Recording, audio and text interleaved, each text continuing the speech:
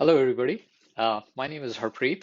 Um, I'm a bit of a productivity nerd, and lately, in the last few months, I discovered something called the Zettelkasten, and have been using it off and on.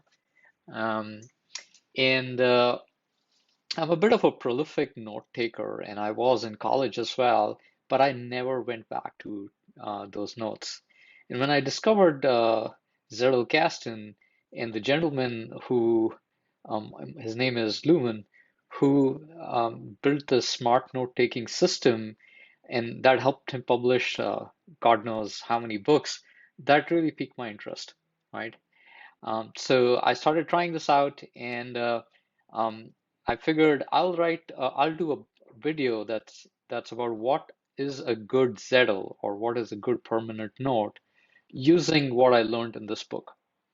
Now there are tons of videos on YouTube on what makes a good Zettelkasten system. I'll sort of direct your attention to them or something that I'll create in the near future. But for those who don't quite know this, a Zettelkasten is really your personal um, second brain. So it's your sets of notes all linked together in such a way that you can find that information um, and you can make use of that information when you're writing something in the future. And I'm a bit of a writer as well. I write prolifically as well, right? So let's just get into it and say like, okay, once you bought into a good Zettelkasten that you want to do a Zettelkasten system, what is a good Zettel or what makes a great permanent node, right? So simply put, a Zettel is a node, and what you see here is my Zettel on what is a good Zettel, somewhat meta. So a Zettel is a node that is your internalization of what you've read, right? So it's something that specifically caught your interest. You found that interesting. You felt like I need to read about this or write about this. Um, and now you're making that knowledge your own, right? It's in your words, right? And a good permanent node adheres to these two principles. One, it is atomic, right? So what that means is it's good enough to stand by itself, right? Um, in other words, it's also fungible. So you should be able to pick this node up and plug it into something related, and it will stand by itself. Typically, when I used to write notes, and especially when reading books, it's like it would become like one nonstop sort of note after the other till the point where everything actually ended up being the same priority, and I really couldn't discern which ones was more important, and you couldn't pull them out till you sort of read through the whole thing. In other words, it's like a blog or it's a chapter in a book. That's not what a good Zettel is, right? A good Zettel is like a paragraph that you internalize, right? So economy of words is really better. When Luhmann built this, he was writing this on an index card. And I saw that in the last few months where my notes became really long is I stopped going back to them because it meant like I need to sort of internalize a whole page. I might as well look somewhere else and find somebody else who's regurgitated that. Right. So that's one. It is atomic. The second is it's connected to other Zettels, right? So it's like a neuron, or it's better yet, it's like a world wide web where one sort of document links to the other. In this case, all the document links to are like your knowledge pieces, right?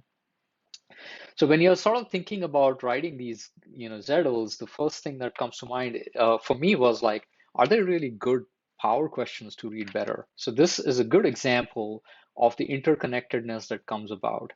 So here I am, I click on this, and sure enough, there's a set of things that I've written out here which tell me like if I'm writing a Zettel, maybe these are the questions that I need to think about. It's like, what is this? Was this interesting to me, right? Why did I write this up?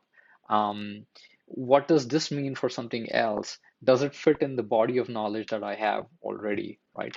So when I wrote this, um, it fit in the body of knowledge on like what Zettelkasten here is, and I captured this through these tags, this meta information that's sitting up here in a cryptic N.